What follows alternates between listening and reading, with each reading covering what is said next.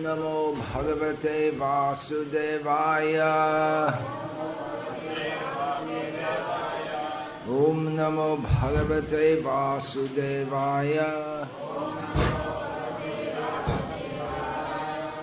Om Namo Bhagavate Vasudevaya.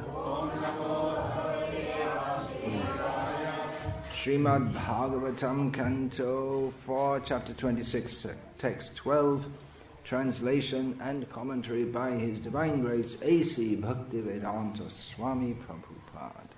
Atmanam arhayam chakre dupale pasragadibihi sadva lankrita saravango mahishyam adhate manaha. Translation. After this, King Puranjan decorated his body with suitable ornaments. He also smeared scented sandalwood pulp over his body and put on flower garlands. In this way he became completely refreshed. After this he began to search out his queen. Purport. When a man comes into good consciousness and accepts a saintly person as a spiritual master, he hears many Vedic instructions in the form of philosophies, stories, narrations about great devotees and transactions between God and his devotees. In this way a man becomes refreshed in mind, exactly like a person who smears scented sandalwood pulp all over his body and decorates himself with ornaments. These decorations may be compared to knowledge of religion and the self. Through such knowledge one becomes detached from a materialistic way of life and engages himself in always hearing Srimad Bhagavatam, Bhagavad-gita and other Vedic literatures. The word sadvalankrita used in this verse indicates that one must be absorbed in knowledge gathered from the instructions of saintly persons. Just as King Puranjan began to search out his better half, the queen, one who is decorated with knowledge and instructions from saintly persons should try to search out his original consciousness, Krishna consciousness. One cannot return to Krishna consciousness unless he is favored by the instructions of a saintly person. Therefore, Srila Narottama Das sings, Sadhu Shastra Guru Vakya Chitete Korya Aikya. If we want to become saintly persons, or if we want to return to our original Krishna consciousness, we must associate with Sadhu, a saintly person, Shastra, authoritative Vedic literature, and Guru, a bona fide spiritual master. This is the process. Several devotees are to be initiated today. So it is expected that something should be said about gurus and disciples. One essential point to understand is that when we're speaking about guru is always to be understood in relation to sadhu and shastra. Srila Prabhupada often quoted, as he quotes here, Sadhu Shastra Guru Vakya Chitete Korya Aikya. There are many persons claiming to be gurus, but most of them in the modern age we can reject summarily because they have no proper connection with sadhu and guru and shastra. For instance, there's one person who is known by the name of Sai Baba. He has no parampara, and the claims for him to be Bhagavan are clearly not supported by Shastra. Therefore we cannot accept him as a guru. Now, a disciple is supposed to commit himself to Guru. Actually, the commitment is to Krishna via the medium of the Guru. The eternal relationship is with Krishna. That is the central point of relationship, of love, is Krishna. Krishna has made the system to approach him by a Guru. So the commitment to Krishna should be full and complete. And the commitment to Guru should similarly be full and complete. And unconditional. That is the meaning of pure devotional service, unconditional. Unconditional means I will always do it. I don't have my own terms and conditions. Not that if I feel like it, I'll do it. If I don't feel like it, I won't do it. Today I feel good, I'll chant 50 rounds, and the next day I don't feel good. I won't chant any rounds. So here the condition of our own mind comes in. Unconditional means Krishna has given the order, I must do. Every day. To surrender to Guru is also unconditional, with the faith that Guru represents Krishna. If I do what the Guru says, that means I'm doing what Krishna wants me to do. And of course, that can be exploited by unscrupulous persons posing as representatives of Krishna. Therefore, we have to see also sadhu and shastra. Is the Guru instructing according to the parampara and according to the shastra? So surrender to the Guru is unconditional. But there is an underlying condition. One approaches a Guru because one is confident that he properly represents Krishna. But it may be that someone who properly represents Krishna can later not properly represent Krishna. And if it is observed that this is the case, then one should withdraw one's unconditional surrender to him. In this regard, there is the Shastric injunction. Gururapya viliptasya karya ajanataha utpanna pratipannasya parityago vidhiyate. Guru api, even if one is a guru, there's no higher position in human society or even demigod society or even rishi society than that of the Guru. Sarva Devo Maya Guruhu. The Guru is, all the demigods are representative in the Guru, in the personality of the Guru, who is non-different from Krishna. Acharyam mam vijanayam. This should be known very well, Krishna says. But even if one is a Guru, if someone, somehow or other, he falls from that position, doesn't know how to instruct properly, is not properly situated, then he should be fully rejected. Now, it might seem strange that I'm talking about rejecting a Guru on the day that you're accepting a Guru. But actually many people reject their Guru, but for the wrong reasons. They take initiation vows and they don't follow them. That is one kind of rejection of Guru. There's no meaning to accepting a Guru without following his instructions. And in our movement we are quite strict in accepting disciples. And even I myself am more strict than most of the Gurus within ISKCON. If you can read, you should read Prabhupada's books. That's one condition. You have to read a certain amount of books I want you to read before you take initiation. Don't take food not cooked by devotees. Don't watch TV.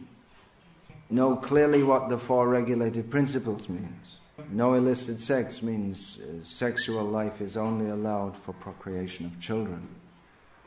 So some devotees may think, well, this is too much. It's like a kind of punishment. Why are you so strict? But that is for your benefit. I can't help you unless you're prepared to help yourself. There is this sahaja idea that you just get some blessings from a Guru and then that's all you have to do. When the Guru is an instructor and gives you instructions that help you to advance.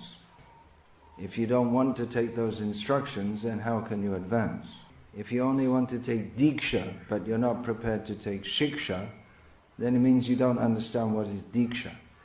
By Srila Prabhupada's great mercy and by his great hard work, we have so many books of transcendental knowledge available for us. So you have to take advantage of those books. It's not that I'm just walking around and giving blessings and everyone's just all of a sudden becoming spiritually perfect. It doesn't work like that. So I'm telling you, read these books. It's for your benefit and it's for my benefit also. For my benefit means I don't want to be surrounded by all kinds of neophyte disciples. Neophyte means they're highly conditional. They're acting on the platform of ego, not on the platform of Guru, Sadhu and Shastra. So they have so many personal ambitions to fulfill. They'll fight with each other because they're not situated on the spiritual platform. So see everything through the eyes of Guru, Sadhu and Shastra. You should understand that there's no meaning to having a Guru without your connections with your Guru, but the connection is simultaneously with Shastra. So being a disciple means we have a commitment to Krishna consciousness. But Krishna consciousness is delivered through the parampara. In one respect, there's no difference between the Guru and the disciple. They're all, the Gurus and disciples, they're all jivas. But the Guru is offered special respect because he represents the parampara of great acharyas who are coming in the line of Krishna. Krishna manifests himself in this world in various ways. For the disciples or those who are eager to advance in Krishna consciousness, they are to be guided by Krishna in the form of Shastra and in the form of Guru. So to be a disciple means to have full faith in Guru, Sadhu and Shastra. Not just Guru. There are so many Guru cults. They just center, my Guru, my Guru, my Guru. But you have to see your Guru is not alone. There's the whole parampara of previous devotees and of present devotees also. So with this mature understanding, we have to commit ourselves to Guru, which means to commit ourselves to Guru, Sadhu and Shastra and ultimately to Krishna. What do we aspire for? What do we aspire for? What is our aim? That is to be molded by Guru, Sadhu and Shastra.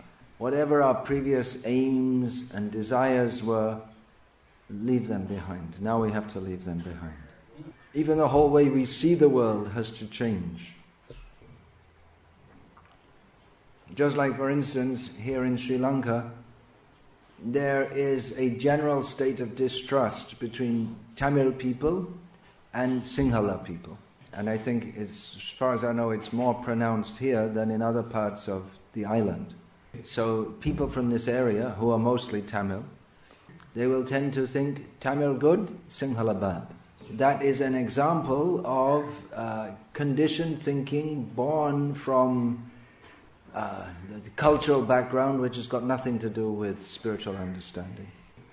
You may say, well, they are bad. See what they did this and they did that and they do this and they do that.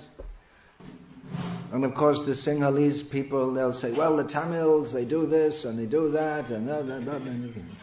Rather, by seeing through the eyes of knowledge, that means the eyes of Shastra given by Guru, we should see that various people are under the spell of illusion. Some kinds of people are in illusion in one way and some are in illusion in a somewhat other way. But it's all forgetfulness of Krishna. For devotees from a Tamil background to understand, I am not a Tamil, is the beginning of spiritual life. Now I have a body that is designated as Tamil. Previously, I presumably didn't have one, and after I leave this body, I probably won't have another Tamil body also. So study these books to get a clear understanding of who we are and what we are doing in Krishna consciousness. And actually we should try to forge brotherhood between Tamils and Sinhalese and everyone by distributing these books and giving knowledge of the soul. So in everything we do, our thoughts should be molded by Guru, Sadhu and Shastra. The Guru is supposed to, he's Guru because he embodies all the principles of Shastra. Practically we saw that in the personality and activities of Srila Prabhupada. A very good guide for us in our day-to-day activities, and when we have to make various decisions, is to remember what Srila Prabhupada did, what he wanted us to do, what he instructed us to do. A very good meditation would be that, well, if we're thinking I'm maybe doing something wrong, we can think, well, would I do this if Prabhupada was here standing next to me?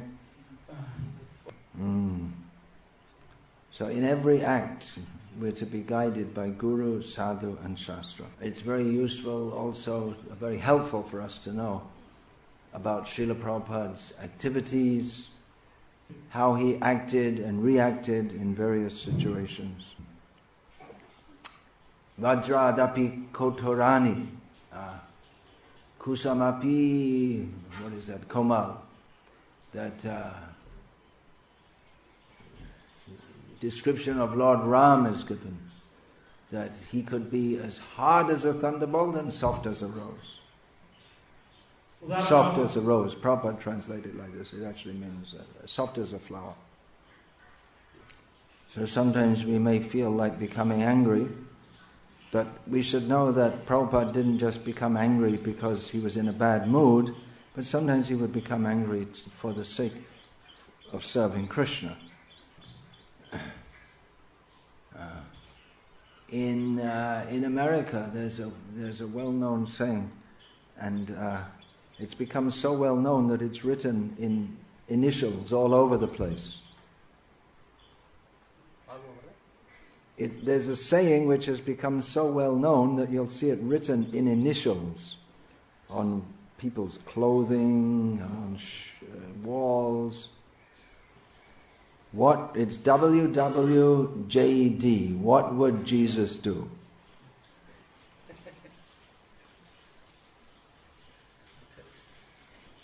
It's WWJD. What would Jesus do? So the idea is that Christians, they think they're trying to meditate at every moment and think, in my life, all the different situations that happen to me. What would Jesus do? I should try to act as Jesus would act. For instance, there's a story in the Bible of Jesus being tempted by Satan. And Jesus says, no, I won't do what you say. So Maya is always tempting us. So we can remember Prabhupada. Prabhupada was never in Maya. He doesn't want us to be in Maya.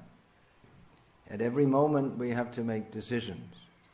And our aim is to always act in a manner that is pleasing to Krishna. Sometimes we have to make very big decisions. Big decisions means it affects not only us but others also. So before taking major decisions, we should consult Guru with the understanding that the Guru represents Shastra and Sadhu. Or we may consult senior devotees, experienced devotees. And of course, we have to see, or generally we accept that the Guru's instructions are in line with Shastra. We should be ready to follow those instructions. Of course, if the Guru asked us to open a butcher's shop, we might think, well, I don't think that's coming from Krishna. We don't find any of the previous acharyas did this. It's not recommended in Shastra. There seems to be something seriously wrong here. It just made me think, because you showed me yesterday this book with a debate between Buddhists and Christians. But both the Buddhists and the Christians are engaged in animal slaughter. So for all their debate, they didn't come to a very good platform of spiritual understanding. The Christian's idea is that God created the animals so that we can kill them and eat them. Horrible idea. Once in America, one father, he was actually a very, very big, prominent businessman, one of the famous businessmen in America, the father of one of Prabhupada's disciples. He came to visit Srila Prabhupada. And he was somewhat inimical. And he was arguing, what's this not eating meat? Come on, you should eat meat. Saying meat tastes very good, it's very healthy. Srila Prabhupada said to him, then why don't you eat your son? The man was so shocked he didn't say anything else. It's amazing. It seems the Buddhists, they never thought that their whole aim is to get free from suffering, right? Buddhism, the idea is to get free from suffering. Isn't it? That's the whole be-all and end-all of Buddhism. Now, how are they going to get free from suffering? By inflicting suffering on others. As long as they're engaged in eating meat, then they're inflicting suffering on others. And for all, they say, well, we don't kill the animals, someone else kills them. For a system that purports to have such sophisticated philosophy, it's a really, really weak excuse. They may say, well, in Shastra it's also allowed, meat eating, in your Vedic Shastra. Well, what do we reply? And then we have to take Shastra through Guru and Parampara to explain all these points. That's not meant for you. That may be allowed for certain persons in certain circumstances, but it's not meant for persons who are serious about advancing on the path of love of Krishna. Shastra is the center. It's not that the Guru is the center and he makes his own Shastra. But the Guru is supposed to be knowledgeable in Shastra. Shastras are immense,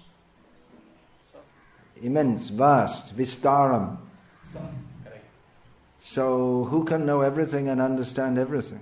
So the acharyas in history, they have guided us through the great labyrinth of Shastric knowledge. Is there any word for labyrinth in Tamil? It's actually a very good word.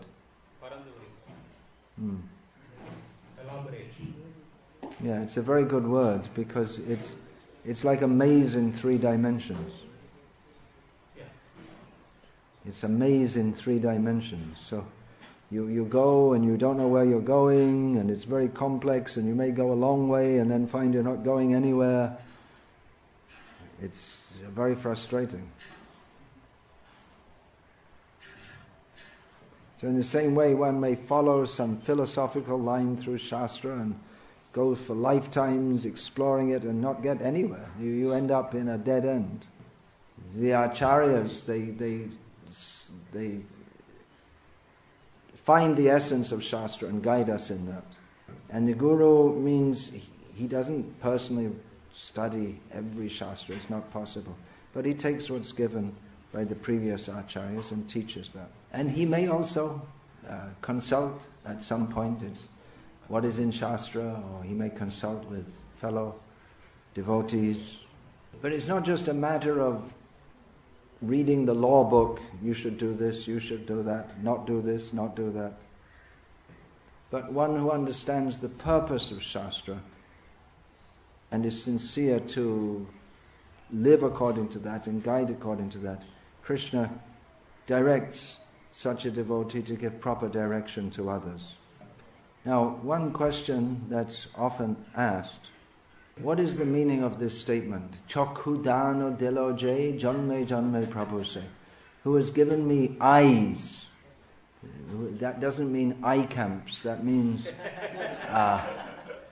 the eye of Shastric knowledge. Who has given me the eye of Shastric knowledge is my Lord birth after birth. So what does that mean? The Guru comes again and again? Well, the relationship between a bona fide Guru and a bona fide disciple is on the spiritual platform. It's not on the material platform. Between parents and children, it's on the material platform. Between Guru and disciple, it's on the spiritual platform. So the spiritual platform means it should continue. Of course, the Guru should be on the spiritual platform. Otherwise, it could be just a very lucrative position, that you become a Guru and people look after you and give you money and you live comfortably and that's it. One who has no personal desire to be a Guru, that's a good first qualification to be a Guru. If one wants to be a Guru for the sake of labh, puja or pratishtha, a monetary gain, being respected, having a position, then he's not fit to be a guru. But if one accepts disciples as a duty ordered by his own guru, with a desire to help them, then he is fit to be guru. And disciple means you should be ready to follow. There's no meaning to a freelance disciple. Dika kale bhakta kare atma samarpan. At the time of initiation, so should be prepared to follow what is said. That doesn't mean that one cannot put one foot in front of the other and walk from one place to another without taking specific permission. Takes some maturity on the part of the disciple to be a bona fide disciple also. Not independent, but not so dependent that he can't go and pass water without permission from the Guru.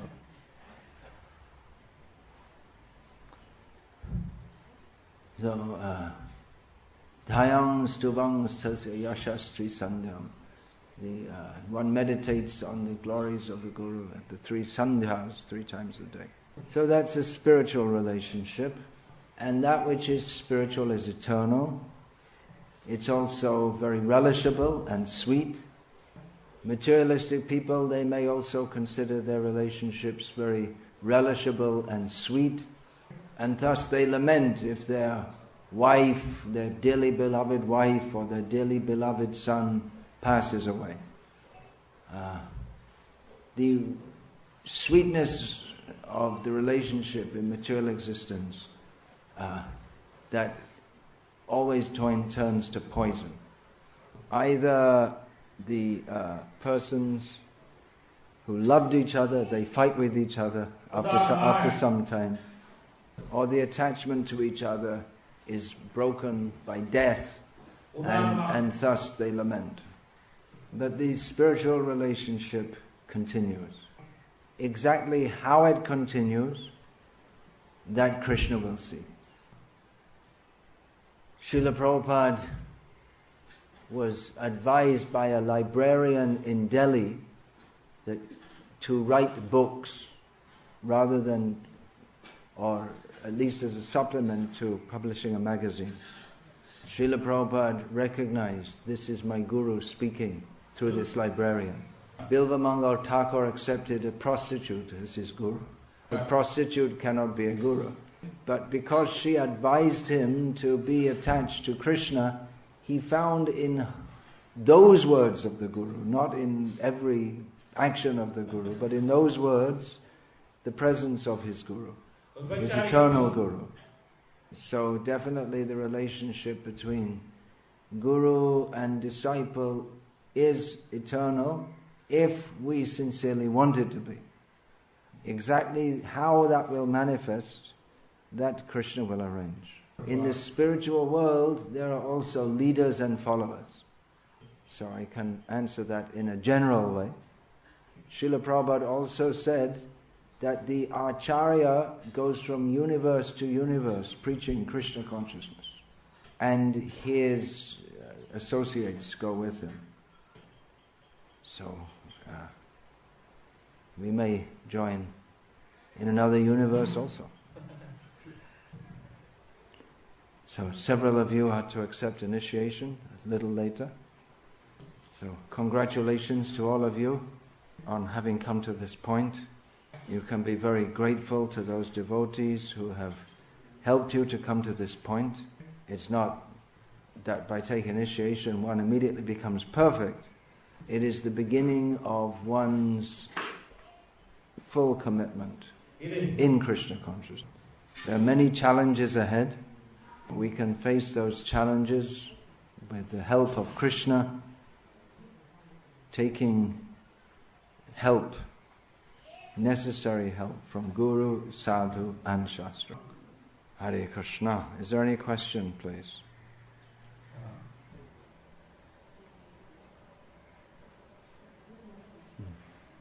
No. All right then. Nothing. So we'll finish there. Hare Krishna. All glories to His Divine Grace, Srila Prabhupada. Srila Prabhupada ki jai.